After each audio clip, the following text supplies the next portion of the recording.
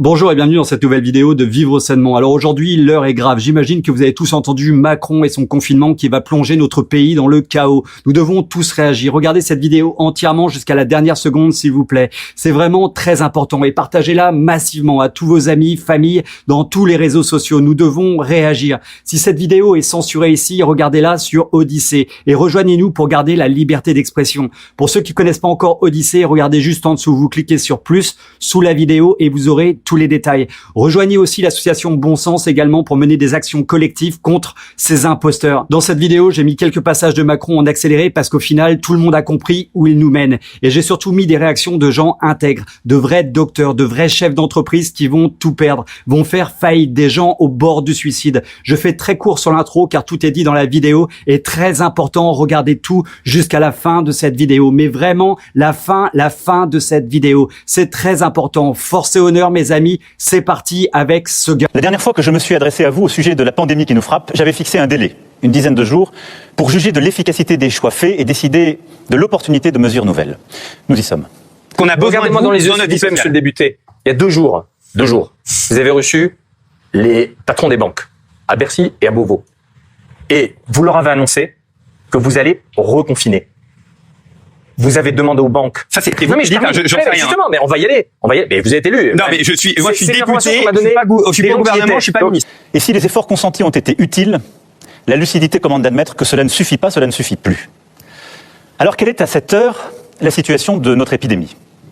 Le virus circule en France à une vitesse que même les prévisions les plus pessimistes n'avaient pas anticipées. Je suis frappé par l'extraordinaire distance avec le discours officiel, qui est un discours de management de la peur. Je dis bien un discours de management de la peur et de l'angoisse. C'est-à-dire que ce n'est pas nous qui nous sommes trompés, ce n'est pas nous qui avons dit que les masques ne servaient à rien pendant 3 mois, ce n'est pas nous qui avions pas de tests, etc. Ce n'est pas nous qui confondons, disons-le, les cas positifs et les malades.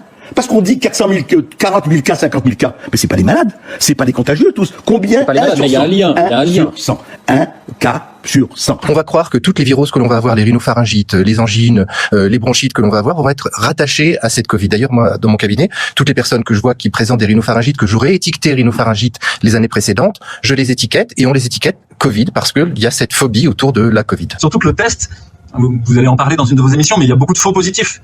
Donc on se retrouve avec des tests positifs et on ne sait pas très bien quoi en faire. Ça, c'est ce que j'ai dit dans la vidéo de l'IHU. On a eu au moins 3 patients comme ça, qui étaient juste positifs, mais qui étaient malades d'autre chose. Et pourtant, ils comptent dans les stats comme s'ils avaient le Covid-19. Donc les statistiques sont douteuses, en vrai. Maintenant, avec ces cas qui sont positifs, qui sont douteux, ce matin dans la voiture, il y a un patient qui m'appelait parce qu'il avait reçu un résultat, il s'était fait tester parce que c'était un cas contact, et il disait, le résultat est douteux, qu'est-ce que je Ça veut dire quoi, le résultat est douteux? Il y a écrit résultat douteux? Oui, il y avait écrit résultat douteux, ça veut dire que... Il ne manquait plus que ça maintenant, alors c'est bon. Une petite ligne en dessous qui mettait à considérer comme positif dans le cadre de l'épidémie Covid, de la pandémie Covid. Le nombre de contaminations rapportées à la population a doublé en moins de 2 semaines. Hier, 527 de nos compatriotes sont décédés du Covid-19. Je voudrais quand même rappeler une petite chose. Les mortalités en France, tout confondu. 2018, 411 131. 2019, 409 789. En 2020, jusqu'au 31 août, 429 100. Et la pandémie a passé à ce moment-là, c'est la première pandémie. Dites-moi, c'est ça la pandémie? On est en train, bien sûr que tout mort est... Mais qu'est-ce que ça veut dire? Ça veut dire qu'on est en train, pourquoi on l'a pas fait en 2018? Pourquoi on l'a pas fait en 2019? Quand on reçoit en réanimation quelqu'un qui a, par exemple, je donne un exemple, qui a une leucémie, d'accord? Il va décéder de leucémie. Mais à partir du moment où il a des traces de Covid, on va dire quoi? Il est mort du Covid. Alors que pas du tout. Pas du tout. Et comme ça, je peux vous en citer des dizaines et des dizaines. J'ai fait aussi des vacations en EHPAD. Il y a des personnes âgées qui décèdent et qui décèdent pas du Covid. Et ils sont constatés Covid.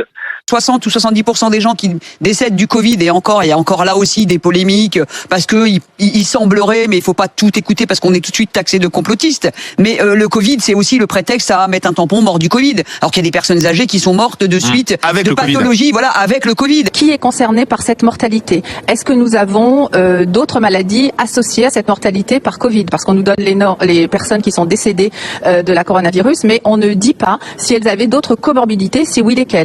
Moi, je l'ai dit, c'est pareil partout en Europe. Honnêtement, on sait que la moitié des morts déjà à plus de 85 ans.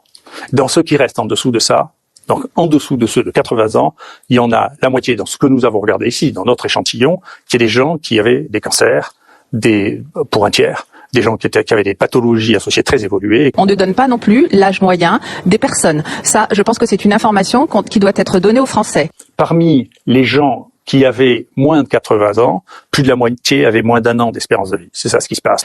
Nous avons pris des mesures. Elles étaient déjà difficiles, Et je sais qu'elles ont été perçues comme telles par beaucoup d'entre vous. Elles étaient indispensables et elles ont souvent été contestées parce qu'elles ne faisaient pas plaisir. Elles se révèlent toutefois insuffisantes pour endiguer une vague qui aujourd'hui touche toute l'Europe. S'il y a une deuxième vague qui arrive, est-ce que cette fois-ci, nous serons prêts? Oui, nous serons prêts. Nous serons prêts et cela a été préparé sous l'autorité du Premier ministre, avec le ministre de la Santé, mais tous les ministères compétents, les services compétents. Et nous avons à la fois les stocks et les approvisionnements qui sont sécurisés. Et nous avons l'organisation au plus près du terrain qui permettrait de faire face à une recrudescence si elle était là. Donc plus d'erreurs. Jusqu'à présent, il y a eu les réserves d'État et le stock d'État qui nous ont été distribués, par exemple, sur les masques. Or, il a été décidé d'arrêter cette distribution de masques. Peut-être qu'elle va être continuée jusqu'à fin octobre. Avons-nous tout bien fait? Non. Et je l'ai dit, il y a 15 jours, on peut toujours s'améliorer. Mais nous avons fait tout notre possible. Et je crois profondément que notre stratégie était, compte tenu des informations qui étaient les nôtres, la bonne. Elle fut d'ailleurs celle de tous les pays européens. Je l'ai dit ici il y a 3 semaines, j'ai dit ils ne savent faire que ça. C'est leur seule solution. Quand le couvre-feu a commencé, je me souviens avoir eu même des discussions, j'ai dit, vous verrez, on reconfinera. Et on reconfinera toujours et tout le temps, puisque c'est une stratégie qui est mise en place. Mais ça, c'est logique d'ailleurs. Dans la mesure où on ne veut pas, et c'est ça qui est terrible d'ailleurs comme question, on ne veut pas de l'immunité collective. Le seul pays où ça ne reprend pas aujourd'hui, c'est la Suède. Le seul pays où ça ne reprend pas aujourd'hui l'épidémie, c'est la Suède en Europe. Nous aurions collectivement sans doute dû davantage respecter les gestes barrières, en particulier au sein de la famille ou avec les amis, qui sont les lieux où nous sommes le plus contaminés. Faut-il nous le reprocher maintenant? Donc je ne vois pas comment ce gouvernement peut continuer de se regarder dans la glace, que ce soit Jean-Michel Blanquer, que ce soit Monsieur Castex, qui était responsable du déconfinement, et que ce soit ce président qui nous ment devant la caméra, qui a menti, c'était le cas le 14 juillet, en disant que la France serait prête en cas de deuxième vague. Je ne suis pas de votre nature, je suis de notre nature. Moi, je ne veux pas faire peur aux gens, je ne manie pas la peur pour effrayer les gens. Ça, c'est une chose sur laquelle on peut vous accorder raison. Je vous le dis, je pense que ce pays vit une erreur dramatique, qui est la dramatisation perpétuelle pour quelque chose dont, à la fin, qu'est-ce qu'on va suggérer? Que tout le monde reste enfermé toute sa vie parce qu'il y a des virus dehors? Mais surtout, il faut reconnaître que, comme tous nos voisins, nous sommes submergés par l'accélération soudaine de l'épidémie. Par un virus qui semble gagner en force à mesure que l'hiver approche, que les températures baissent. Une fois encore, il faut avoir beaucoup d'humilité. Nous sommes tous, en Europe, surpris par l'évolution du virus. Ce monsieur, Emmanuel Macron, président de la République française, qui a passé de belles vacances à rien préparer, le voilà aujourd'hui nous demandant de faire encore des efforts parce qu'il a été incapable de nous protéger, parce qu'il a été incapable de mettre en place les mesures qui feraient qu'aujourd'hui nous ne serions pas dans un deuxième confinement. Si la situation le nécessite, ce sont donc 12 000 lits de réanimation qui pourraient être disponibles dans notre pays pour accueillir près de 2 fois plus de patients en même temps que lors de la première vague de l'épidémie. La première vague a été celle de l'improvisation. Ni masque, ni gel hydraulique, ni blouse, pénurie de médicaments, injonctions contradictoires à répétition du gouvernement. La seconde vague est celle de l'impréparation. Le virus continue et parce que la réponse qu'il fallait avoir, c'était éviter le contact, la rentrée comme elle a été organisée, tester, isoler, faire en sorte que les chaînes de reproduction du virus soient cassées très tôt. Tout ça n'a pas été fait et qu'est-ce qu'il reste pour nos gouvernants? Le confinement, c'est-à-dire empêcher les gens, empêcher et finir, mettre en terre la liberté. Ce gouvernement est morbide, les cimetières vont rester ouverts, mais les parcs vont encore fermés. Voilà à peu près la vie que nous propose Emmanuel Macron, c'est une vie de mort. Pourquoi, dans le plan de relance post-premier confinement, beaucoup d'argent a été distribué, un petit peu de l'argent magique, parce que c'est l'argent de la dette qui est distribué. Pourquoi cet argent, alors que nous sortions du Grenelle de la santé, n'a pas été mis vis-à-vis des professionnels de santé, notamment des professionnels de santé du public qui sont en première ligne pour la gestion de cette épidémie, puisqu'ils vont attendre la mise en place du Grenelle de la santé l'année prochaine. Pourtant, tous, nous en sommes au même point. Débordés par une deuxième vague qui, nous le savons désormais, sera sans doute plus dure et plus meurtrière que la première. Vous êtes capable d'expliquer pourquoi il n'y a pas eu du tout de deuxième vague en tout Extrême-Orient? Non, mais ça, c'est autre chose. À ce stade, nous savons que quoi que nous fassions, près de 9000 patients seront en réanimation à la mi-novembre, soit la quasi-totalité des capacités françaises. Nous nous organisons bien sûr pour y faire face, rouvrir des lits supplémentaires, et nous allons faire le maximum d'efforts tous ensemble, mais ce n'est pas suffisant. Tous les ans, à la même époque, automne-hiver, c'est un marronnier journalistique, ça. Tous les ans, les réas sont pleines. Les couloirs des urgences sont pleins. Ça, c'est un fait. Donc, c'est pas Covid ou pas Covid, c'est toujours pareil. Ça change pas. Et en plus, ce qui est vraiment scandaleux, c'est qu'on nous dit on doit faire un confinement pour éviter la surcharge du système hospitalier. On est d'accord? Oui. Mais ce qu'on nous dit de dire, c'est hospitalier public. Ben oui, et on oublie privé. Mais oui, encore une fois. C'est quand même incroyable. On nous dit les hôpitaux sont pleins, etc. Mais les cliniques privées sont vides. Il n'y a pas d'anticipation, il n'y a pas de coordination. La conclusion sur le terrain aujourd'hui, qu'est-ce qui se passe? Il y a trop de malades qui arrivent. Et donc, il y a des malades qu'on ne peut plus prendre à l'hôpital. Les malades qu'on peut plus prendre à l'hôpital, c'est les patients des EHPAD. C'est les personnes les plus âgées, les plus fragiles. Et ben, les EHPAD sont sacrifiés. 15 000 lits. Non mais on va se réveiller.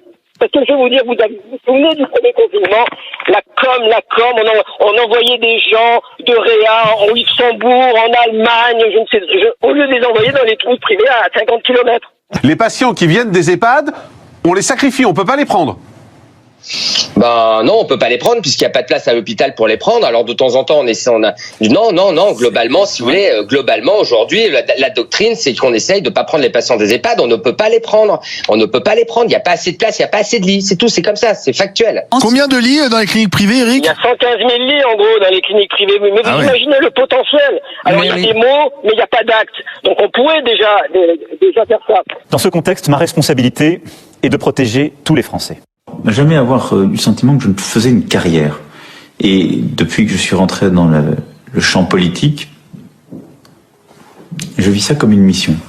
Et en dépit des polémiques, en dépit de la difficulté des décisions à prendre, je l'assume pleinement devant vous ce soir. Il y a une dimension de spiritualité. Il y en a une. Et en tout cas, la conviction qu'il existe une transcendance, oui. Quelque chose qui dépasse, qui vous dépasse, qui vous a précédé et qui restera. Quels sont nos objectifs? D'abord, c'est le premier, protéger les plus âgés, les plus fragiles, celles et ceux qui sont atteints de diabète, d'obésité, d'hypertension, de maladies chroniques et qui sont les premières victimes. Vous avez des personnes âgées qui déclinent au niveau cognitif très très rapidement, d'être isolées socialement, d'être derrière des masques. Et ben nous, on a des témoignages d'orthophonistes qui nous disent de semaine en semaine, ils reconnaissent plus un éléphant d'un lapin. Puis la semaine d'après, ils savent plus ce que c'est qu'une carotte. Notre deuxième objectif, c'est de protéger les plus jeunes.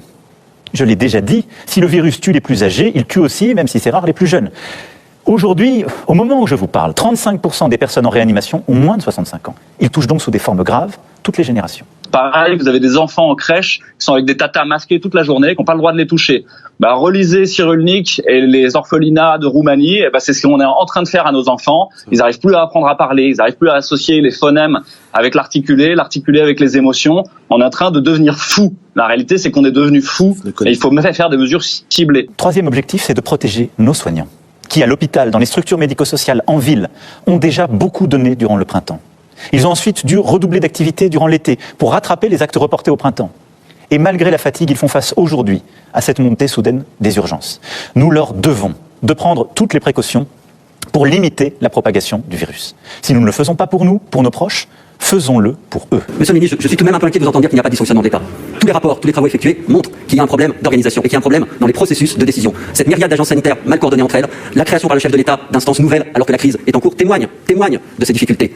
Tout le monde est responsable, certes, mais certains ont plus de responsabilités que d'autres. Il n'est pas digne de renvoyer aux Français la responsabilité de cette seconde vague. Elle est en premier la responsabilité de ceux qui n'ont pas su analyser et agir à temps. La stratégie tester, tracer, isoler est en échec et les Français n'y sont pour rien. Alors, monsieur le ministre, nous attendons ce soir l'annonce de nouvelles mesures restrictives.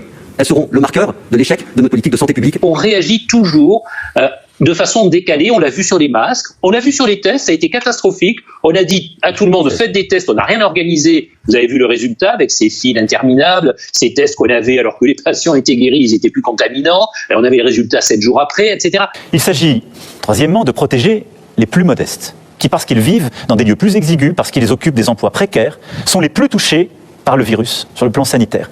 Mais ce sont aussi les plus touchés par les conséquences économiques et sociales de la crise. Il y a plusieurs catégories de patients. Il y a les patients qui ont redécompensé des troubles qui étaient stabilisés, aussi bien des troubles psychosomatiques, toutes les pathologies liées au stress, toutes les addictions telles que l'alcoolisme, évidemment, sur un confinement prolongé, et puis les troubles psychosociaux tels que la maltraitance, les violences conjugales et les syndromes de glissement chez les personnes âgées. Avant-hier, samedi, à un café du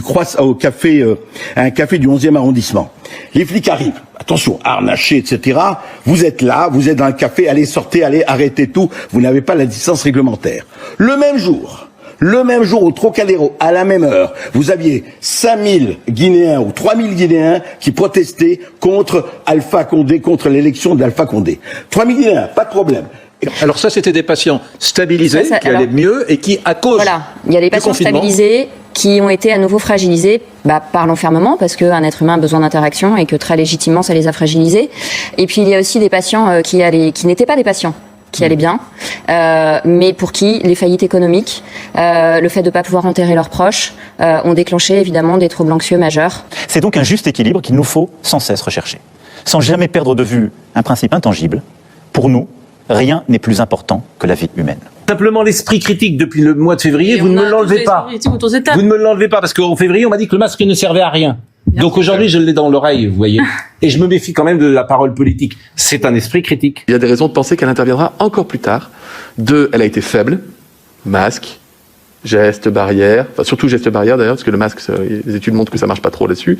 Nous avons les stocks de médicaments, les respirateurs, les masques, les blouses, les gants, tout le matériel nécessaire, parce que nous avons appris de nos insuffisances, de nos manques durant la première phase.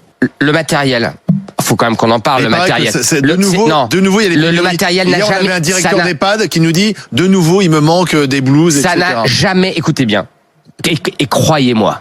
J'ai tout ce que vous voulez en banque de témoignages et de photos. Ça n'a jamais été réglé. On nous demande, et ça me choque pas, qu'on achète des masques pour éviter qu'on aille en chercher en pharmacie, et on nous dit, munissez-vous de 3 semaines à 1 mois de masques. Très bien, mais moi j'ai des tarifs qui sont complètement bloqués. On a mis des plexiglas, on a mis les mesures nécessaires pour avoir des gestes barrières dans nos cabinets. Ça ralentit considérablement la prise en charge des patients parce qu'il faut nettoyer entre chaque passage, etc.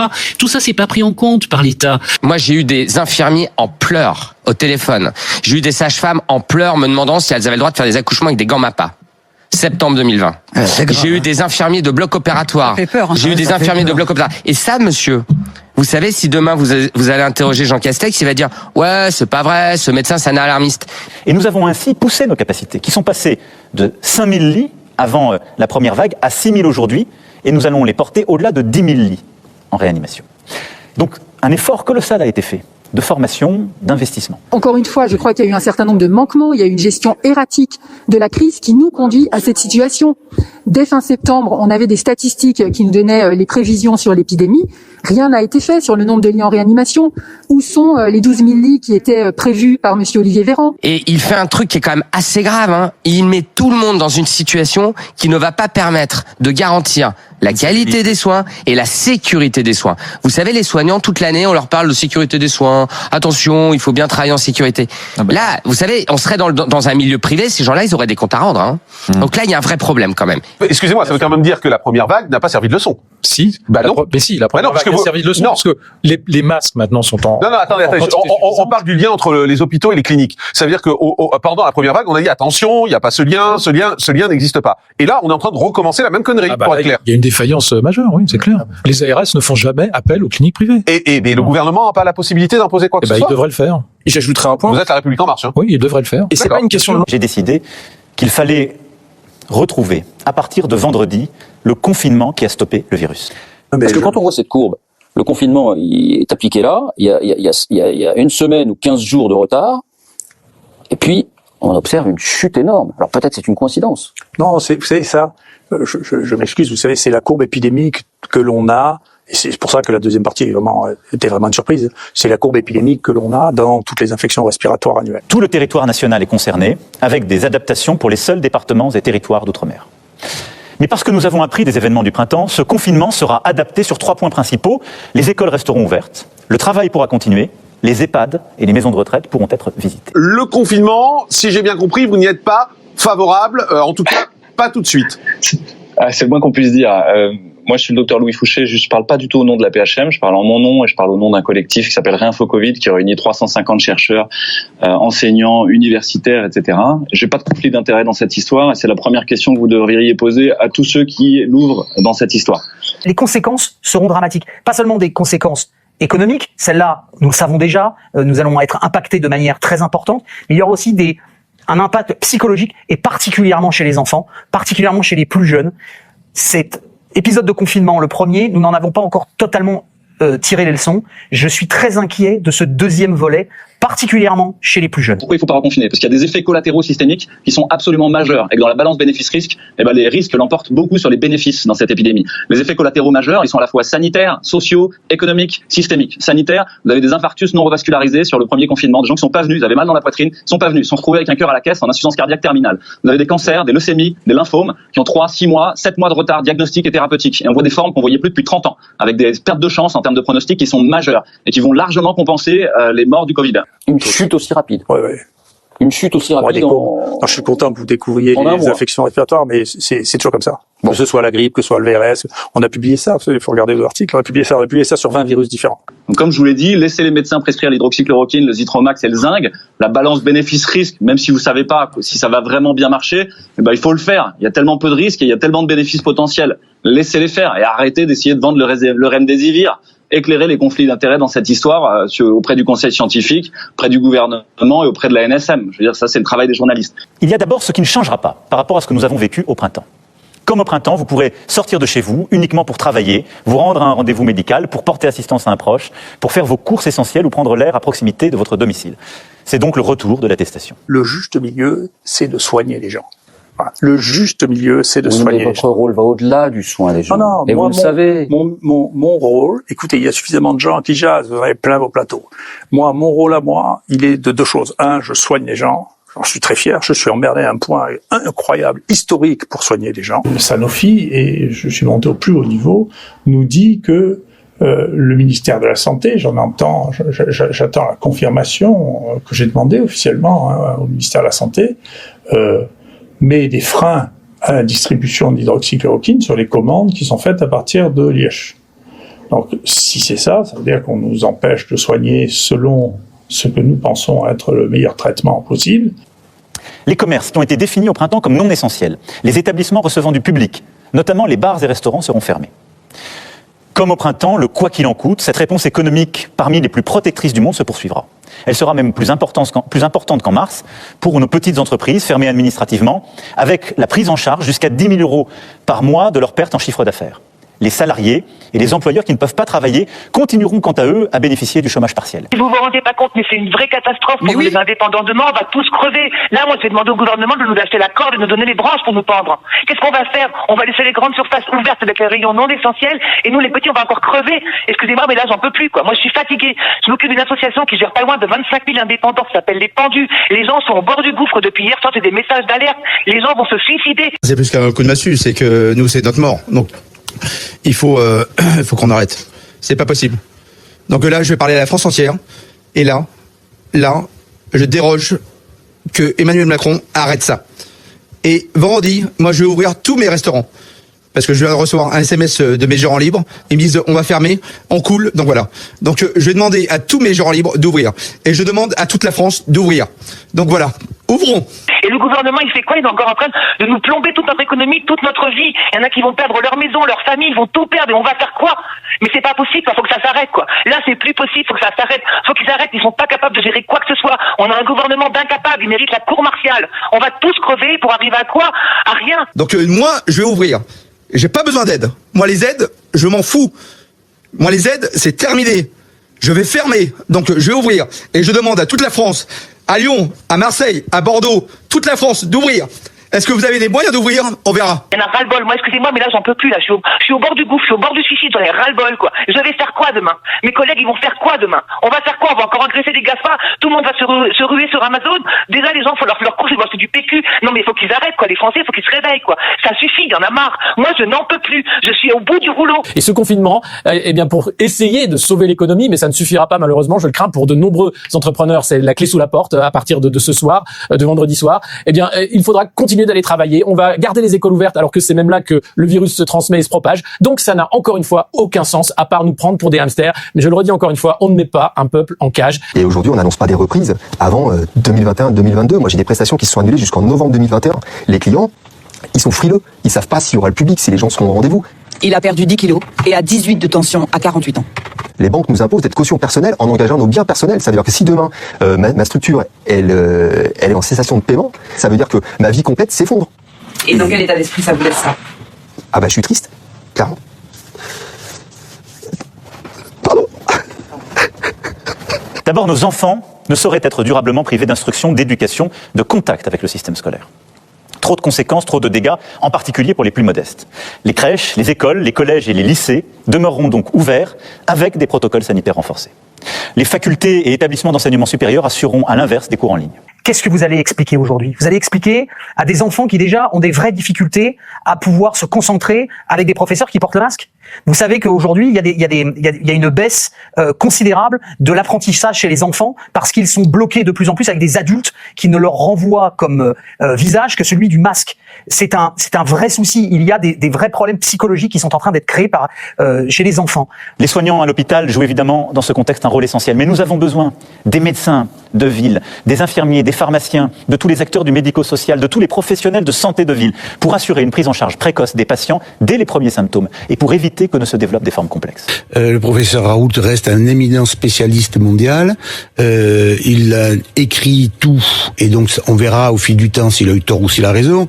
Ce que je sais, en tout cas, incontestablement, au-delà de sa personnalité, qui laisse personne indifférent, hein, ça je reconnais que sa personnalité suscite, mais il a toujours été comme ça depuis qu'il est à la fac, donc vous le découvrez, mais moi je le connais depuis toujours.